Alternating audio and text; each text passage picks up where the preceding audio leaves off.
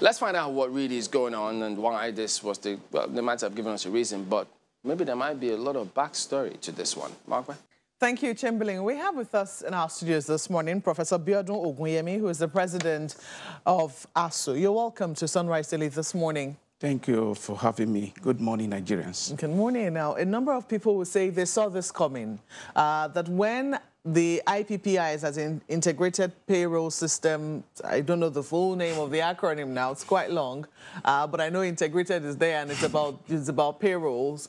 When it was introduced, ASUU kicked vehemently against this. You have been up in arms with the federal government over IPPIS. Is that correct? Yeah, correct. And so for a number of people, they already felt that this strike was in the offing. So to add a number of other issues to it, it's just to show it up with something else. The real issue, the bone of contention, is IPPIS. Do you agree? No, I don't.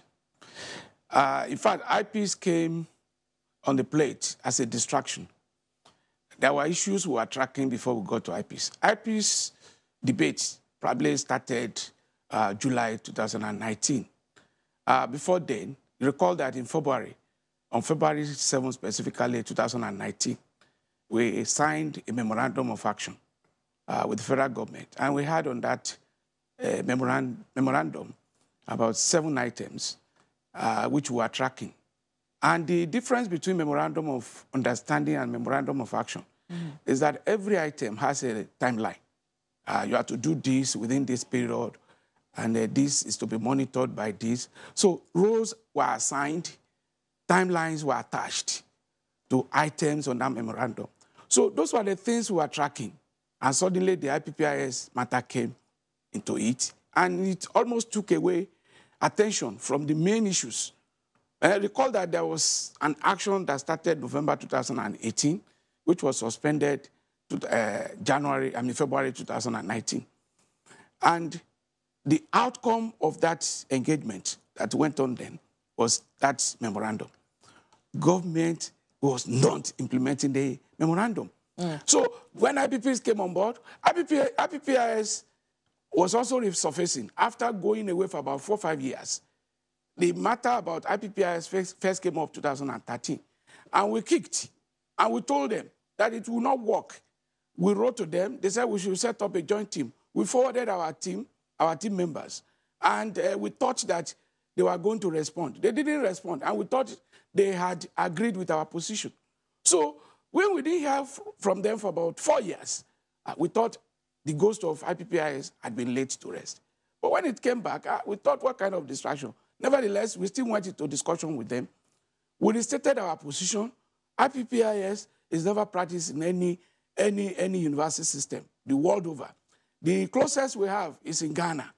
They tried it in Ghana, and they discovered that it will not work because IPPIS will shut the door against foreign scholars, diaspora scholars, who could come to enrich and give international flavors to our programs. And with that kind of intervention, our universities will remain localized. And people say we are not feasible in global ranking. How can we achieve that? So we also found that IPPIS will take us back to the mainstream of civil service. There is no university in the world where universities are part of the civil service. Because now they are telling us we are not going to take workers who are not on pensionable appointment. So universities should go and look inwards and generate funds to pay their salaries. What that means to us is that they are telling universities to go and introduce fees. You want to talk of fees in a state like Borno, in a state like Zamfara. And when we want them to the implication of this, they will not just listen. And we said, look, there is an alternative to IPPIS, and we can give you a proposal towards this. In other countries, what responsive governments do is to throw challenges to universities. Well, and we took up the challenge on our own, and we are coming up with a program, and they were bent on truncating it. You have said that this is not about IPPIS, that this is not largely about IPPIS. It's not likely, but IPPIS came into it, and IPPIS a number of people will disagree with you, but that is You have detailed a number of other things. Now, we do know that there was a big strike in 2013, which saw universities shut for a really long time, almost a year or so. And then after that, there have been negotiations. The federal government has had to yield ground. And as a result, we know that what was agreed was that I think there will be like a yearly implementation of some of the things that were agreed. In 2018 or so, about 20 billion naira was released as part of that agreement. Isn't that correct? In 2019, another 25 billion was released as part of that agreement. Isn't that correct? I understand that it was being shared amongst universities. So if there was already some commitment on the part of the federal government, why are we now seeing a strike in 2020 if this is not really largely about IPPIS?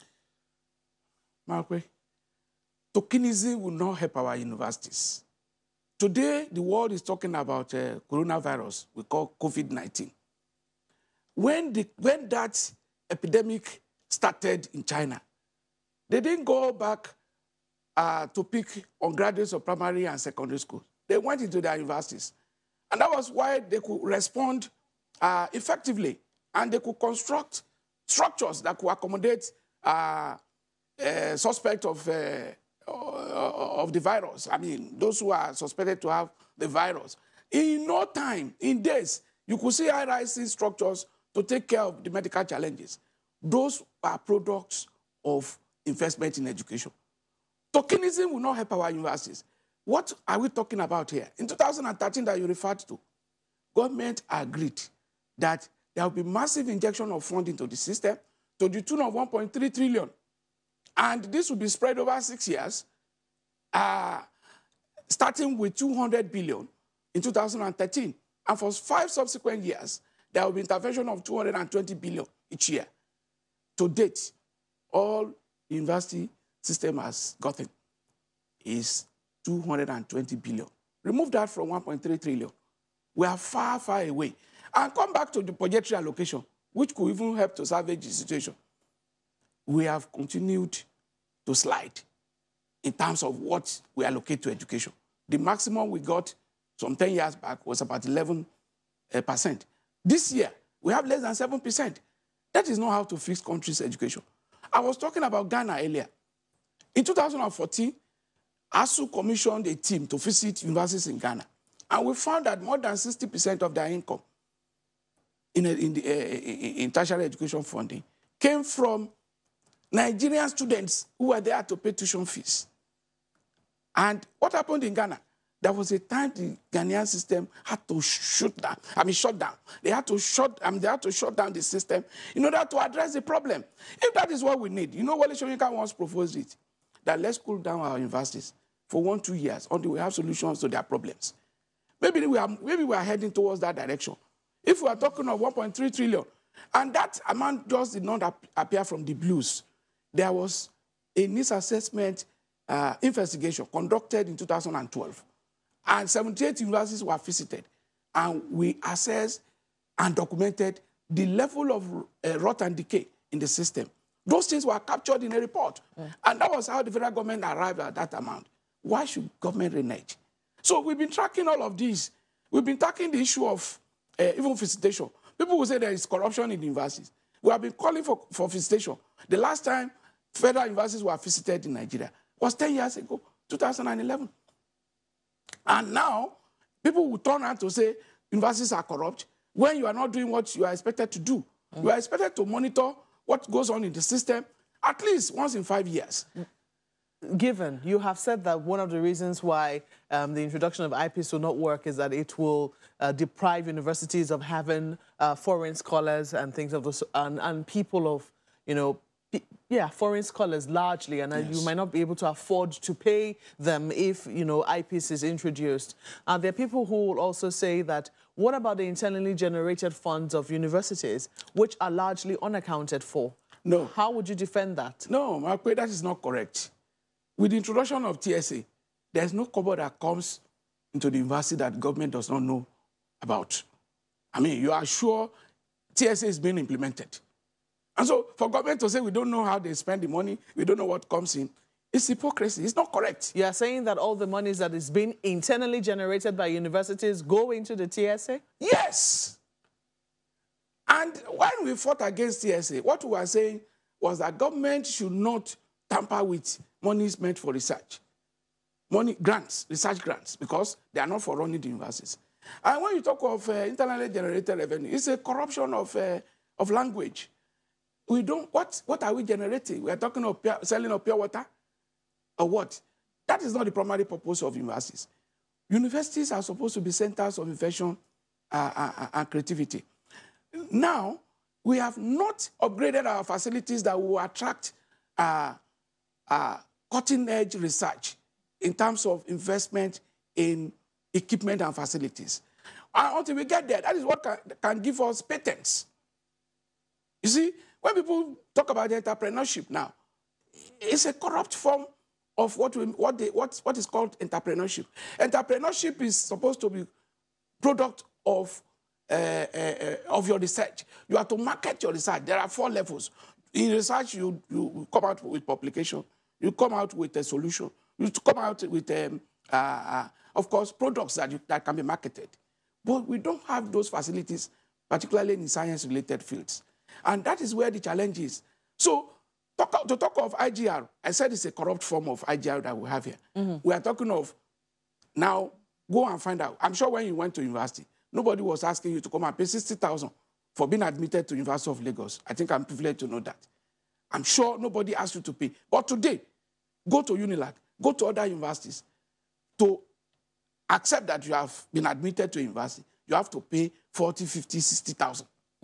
You know, I don't even want to talk about my experience when I was admitted into school, because some people would say it's all hypocrisy. That yes, indeed, tuition fees might be low, but we know that running costs for a lot of students was prohibitive. So, for instance, yes, you might be not asked to pay any tuition fee, very little tuition fee, but when it comes to accommodation, we know that what happens on the black markets for accommodation in schools like UNILAG and a number of other places then was something that eventually the university system had to intervene and say, look, we couldn't go on like this. Isn't that correct? Well, that is not something that is endorsed officially. It might not be endorsed officially, but if this capacity is there on the part of students, if the need is there for accommodation and students are willing to pay that much on the black market, shouldn't universities be finding a way? You just talked about Nigerian students in Ghana contributing about 60% of the revenue to universities in Ghana. If there is a capacity of Nigerians to pay tuition fees, shouldn't we find a way to ensure that we protect the vulnerable and those who are able and willing to pay fees pay to support the system? Okay. The thing should be the other way around. It should be the other way around.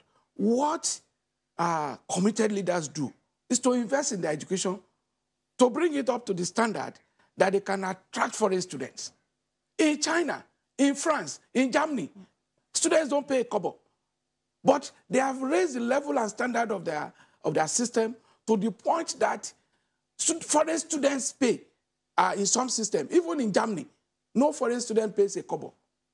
So you can see the level of development. The profile of Germany and Nigeria are quite different, isn't that correct? Yes, but they took time to invest in education. Isn't that correct? They took time to invest in education. That's the point we are making. The point we're also trying to make is that the standards that were there when people like you went to Nigerian universities is definitely not what is obtainable, and our standards dropped for a reason.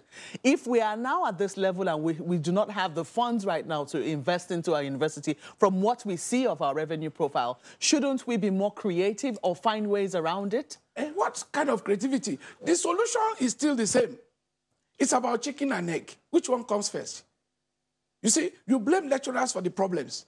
I mean, when they go on strike. But you don't trace it back to the root of the crisis.